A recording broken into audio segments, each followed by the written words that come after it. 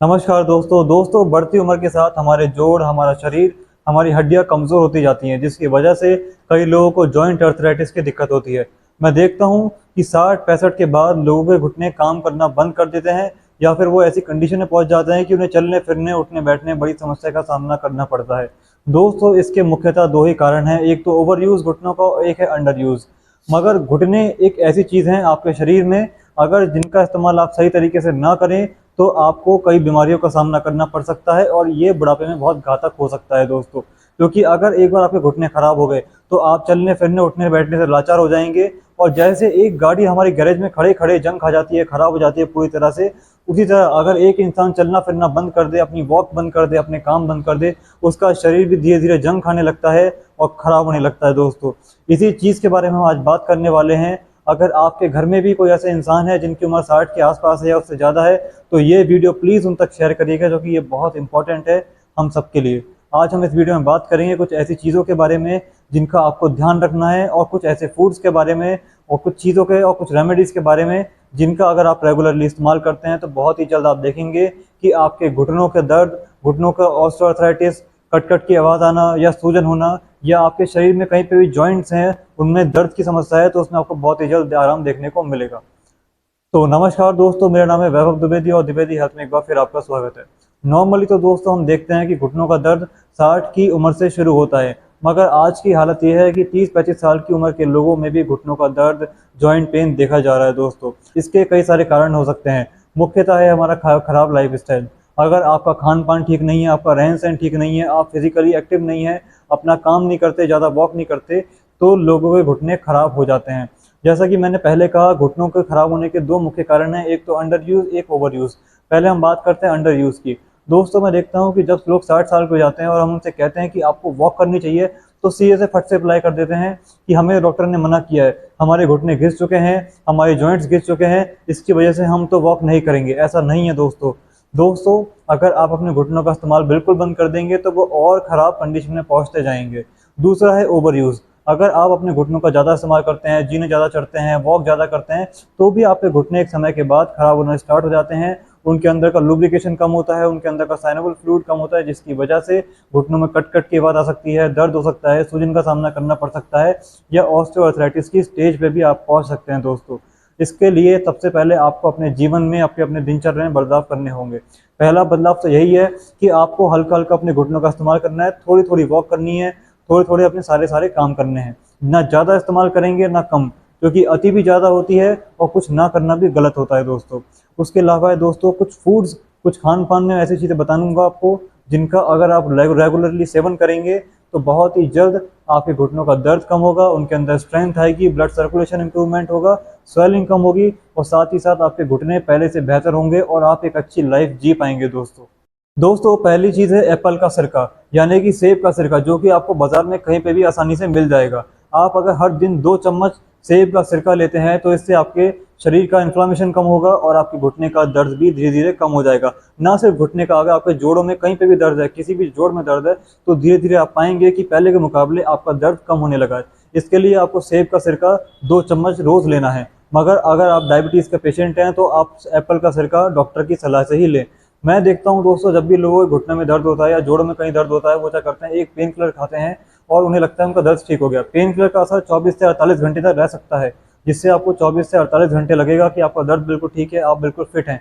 मगर जैसे ही उसका असर खत्म होगा, आपको अपना दर्द वापस दिखाई देने लगेगा। जब आप सेब का सिरका लेने लगेंगे तो कुछ टाइम के बाद आपको एहसास होगा कि आपको किसी भी पेन किलर की जरूरत नहीं पड़ रही है। बिना पेन किलर के आपका दर्द काफ़ी हद तक कंट्रोल में है दोस्तों, दूसरी इंपॉर्टेंट चीज़ है नींबू का रस और तेल। आपने सही सुना दोस्तों, नींबू का रस और तेल एक ऐसी जड़ी बूटी है, एक ऐसा इलाज है जिसका इस्तेमाल हम सदियों से करते आ रहे हैं। हमारे आयुर्वेद में इसका उल्लेखन है और इससे हम मानते हैं कि हज़ारों लोगों के घुटने अब तक ठीक हो चुके हैं।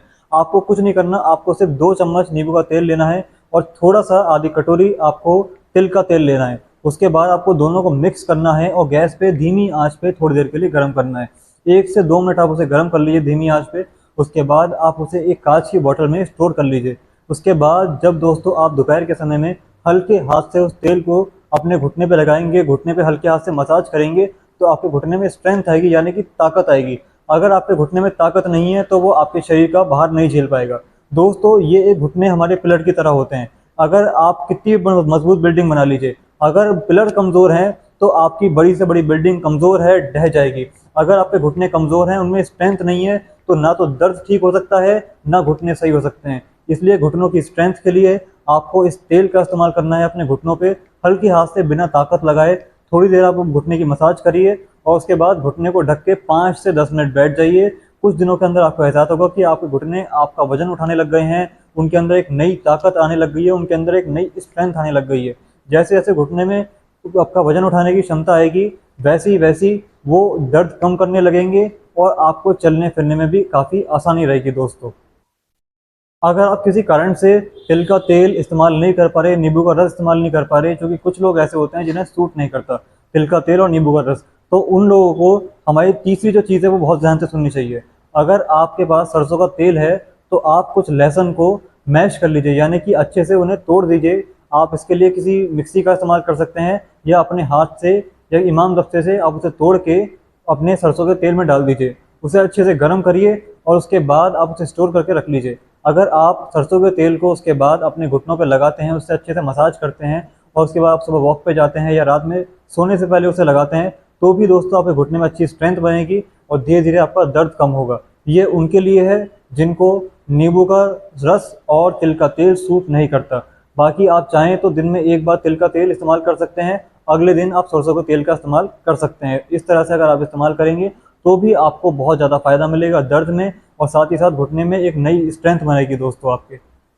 दोस्तों चौथी एक ऐसी चीज़ है जो आपके किचन में बड़े ही आराम से मिल जाएगी। जी हाँ, मेथी दाने की मैं बात कर रहा हूँ। मेथी दाना हर घर में पाया जाता है, क्योंकि ये हमारे मसालों में, हमारी सब्जियों में इस्तेमाल किया जाता है। ये दोस्तों एंटी इन्फ्लामेटरी होता है, एंटीऑक्सीडेंट होते हैं, जिसकी वजह से ये हमारे जॉइंट्स के लिए काफ़ी फायदेमंद माना जाता है। दोस्तों आपको कुछ नहीं करना, आपको 2 चम्मच मेथी या 1 चम्मच मेथी अपने वजन के अनुसार रात में पानी में भिगो के रख देनी है। जब आप सुबह उठेंगे तो आपको इसे चबा के खाना है। खाने में थोड़ी सी कड़वी लग सकती है, मगर अपने घुटने को, अपने शरीर को आप ठीक करना चाहते हैं तो 5-10 मिनट का कड़वापन आप झेलिए। उसके बाद जब आप इसे खाते रहेंगे, लगातार थोड़ी थोड़ी मात्रा में लेते रहेंगे, तो आपको एहसास होगा कि आपके घुटनों का दर्द, स्वेलिंग, ऑस्टियोआर्थराइटिस की दिक्कत में आपको काफ़ी आराम मिलने लगा है। दोस्तों इसका सेवन आपको 1 से 1.5 महीना करना है, मगर शुरुआत में जब आप इसका सेवन करेंगे तो आपको इस बात का ध्यान रखना है कि शुरुआत में आपको सिर्फ आधा चम्मच मेथी लेनी है। शुरुआत के 2 से 3 दिन आप आधा चम्मच मेथी को भिगो के रख दीजिए पानी में रात में, और फिर सुबह उठ के सबसे पहले आप जो है मेथी का सेवन कर लीजिए, क्योंकि कुछ लोगों को ज़्यादा मेथी खाने से पेट में दर्द की शिकायत देखी जाती है। इसलिए स्टार्टिंग में आप कम से स्टार्ट करिए, और जैसे जैसे आपको मेथी सूट करने लग जाए, धीरे धीरे आप मेथी की मात्रा बढ़ा के 1 चम्मच भी कर सकते हैं। दोस्तों 5वें नंबर पे आता है हमारा हल्दी का दूध। हमारे परिवार में सभी लोग कभी ना कभी हल्दी के दूध की बात तो करते हैं, मगर कभी भी हल्दी का दूध का सेवन हम नहीं करते। चाहे आप हों, चाहे आपके परिवार में कोई बच्चा हो, चाहे आपकी वाइफ हो, चाहे आपके हस्बैंड हो, हल्दी का दूध एक ऐसी चीज़ है जिसका सेवन हम सबको करना चाहिए, चाहे हम बीमार हों या ना हो। ये एक एंटीऑक्सीडेंट और एक एंटी इन्फ्लेमेटरी मिल्क बन जाता है जब हम इसमें हल्दी डालते हैं। उसके बाद ये आपके पूरे शरीर के लिए, आपके जोड़ों के लिए काफ़ी अच्छी तरीके से काम करता है। अगर हार्ट के पेशेंट है तो आप नॉर्मल दूध ले सकते हैं, बाकी आपको हल्दी का दूध डेली लेना चाहिए। इसके कोई साइड इफेक्ट नहीं होते दोस्तों। इसकी खासियत ये है, कोई भी किसी भी उम्र का व्यक्ति इसे ले सकता है, और रेगुलरली अगर आप इसे अपनी डाइट में ऐड करते हैं, यानी कि सिर्फ 2-3 महीने के लिए नहीं, बल्कि परमानेंट हमेशा के लिए अगर आप इसे ऐड करते हैं, तो आप देखेंगे कि थोड़ी थोड़ी मात्रा में आपका जो शरीर में है एनर्जी आने लग गई है। कई सारी बीमारियां ऐसी हैं जो आपको छू भी नहीं पाएंगी, ना सिर्फ जॉइंट्स की, बल्कि कई सारी अदर बीमारीज भी ऐसी हैं जो आपको कभी परेशान नहीं करेंगी, क्योंकि ये एंटी इन्फ्लामेटरी, एंटीऑक्सीडेंट होते हैं। इसलिए आपको इन्फेक्शन से लड़ने की ताकत भी मिलती है, आपके शरीर में नई एनर्जी भी आती है, आपकी इम्यूनिटी को भी बूस्ट करता है, और उसके अलावा आपके जॉइंट्स के लिए तो ये रामबाण इलाज है ही। इसलिए आप आज से ही हल्दी का दूध दिन में 1 बार तो कम से कम लीजिए। उसमें शुरुआत में आप हल्दी की मात्रा कम रख सकते हैं, समय के साथ अपने शरीर के अनुसार, अपनी डाइट के अनुसार, अपने पाचन तंत्र के अनुसार आप हल्दी की मात्रा अपने हिसाब से तय कर सकते हैं। दोस्तों इसके अलावा एक इम्पॉर्टेंट पॉइंट ये भी है दोस्तों कि जब भी आपके जोड़ों में दर्द होता है, घुटनों में हो गया, चाहे कहीं और हो गया, किसी भी जोड़ में हो गया बॉडी के, सबसे पहले आपको चीनी का उपयोग कम करना है। कुछ लोग हल्दी का दूध लेते हैं फिर कहते हैं हमें कोई फ़ायदा नहीं मिला। आपको हल्दी के दूध में चीनी नहीं डालनी है, सिर्फ हल्दी और दूध का आपको इस्तेमाल करना है। गुनगुना या गर्म दूध आपको पीना है। अगर आप लगातार चीनी का उपयोग करेंगे तो आपके जोड़ों में कभी भी दर्द ठीक नहीं हो पाएगा। इसलिए मेरी आपसे विनती है कि हल्दी के दूध में या किसी प्रकार से अगर आप चीनी का इस्तेमाल कर रहे हैं, शुगर का इस्तेमाल कर रहे हैं, तो उसे कम कर दीजिए और लिमिट में शुगर का आप इस्तेमाल करिए दोस्तों नेक्स्ट जो हमारा इंपॉर्टेंट फूड है वो है तुलसी के पत्ते।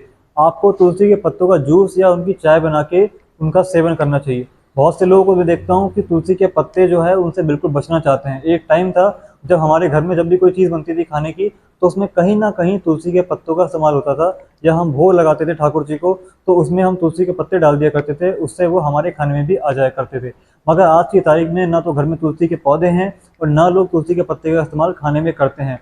दोस्तों तुलसी के पत्तों का इस्तेमाल अगर आप रेगुलरली अपने खाने में करते हैं, चाहे आप चाय के रूप में करें, चाहे आप किसी और खाने के आइटम में उसका इस्तेमाल करें, तो इससे आपकी इम्यूनिटी बूस्ट होती है, आपके जोड़ों का दर्द कम होता है, आपके शरीर में एक नेचुरल पावर ग्रो करने लगती है। ऐसा मैंने खुद महसूस किया है। हमारे यहाँ आज भी खाने में हमेशा तुलसी के पत्तों का इस्तेमाल किया जाता है।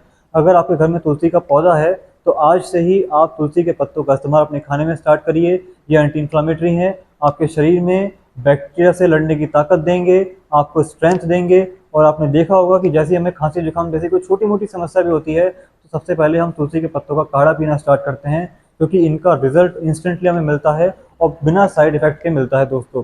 इसलिए अपने खाने में या तो तुलसी के पत्तों को ऐड कर लीजिए या उनका जूस बना लीजिए, या फिर हो सके तो कम से कम बिना चीनी की चाय में आप तुलसी के पत्तों का इस्तेमाल करिए, जिससे आपको लॉन्ग टर्म में एहसास होगा कि आपके घुटनों में एक नई स्ट्रेंथ और दर्द में कमी आई है।